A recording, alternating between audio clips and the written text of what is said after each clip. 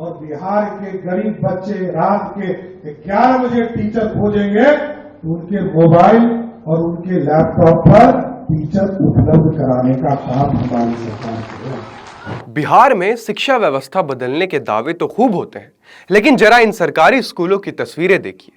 कहीं बच्चे झोपड़ी में पढ़ रहे हैं, कहीं पेड़ के नीचे क्लास लग रही है, कहीं जर्जर टीन शेड के नीचे 200 से ज्यादा बच्चे पढ़ने को मजबूर हैं, तो कहीं एक ही कमरे में कई क्लासेस चल रही हैं। सवाल है, क्या यही है बिहार के सरकारी स्कूलों की जमीनी हकीकत? और हम हाल ही में बिहार के मुख्यमंत्री को यह बोलते भी सुने हैं, जहां उन्होंने सरकारी स्कूल में एआई और लाइव क्लासेस की बात कर रहे थे। तो मुख्यमंत्री साहब कहां लगाएंगे आप स्मार्ट क्लासेस? पेड़ के नीचे?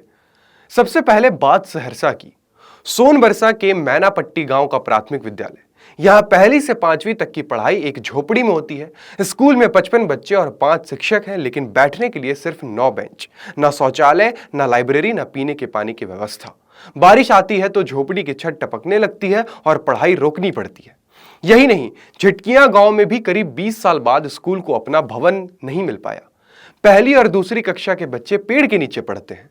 अब पहुंचते हैं पश्चिम चंपारण के बगहा। कुनई लक्ष्मीपुर राजकीय प्राथमिक विद्यालय पिछले 14 साल से अपने भवन का इंतजार कर रहा है। ग्रामीणों ने चंदा जुटाकर 4 कमरों का टीन शेड बनवाया।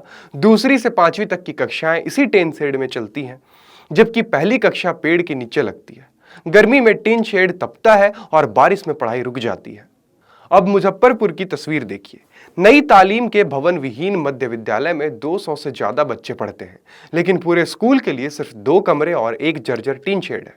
6ठी, 7वीं और 8वीं के बच्चे टीन शेड के नीचे पढ़ते हैं। बारिश में पानी टपकता है, तेज हवा में ब्लैकबोर्ड गिरने का डर रहता है और बच्चों को बेंच डेस्क की जगह दरी पर बैठना पड़ता है।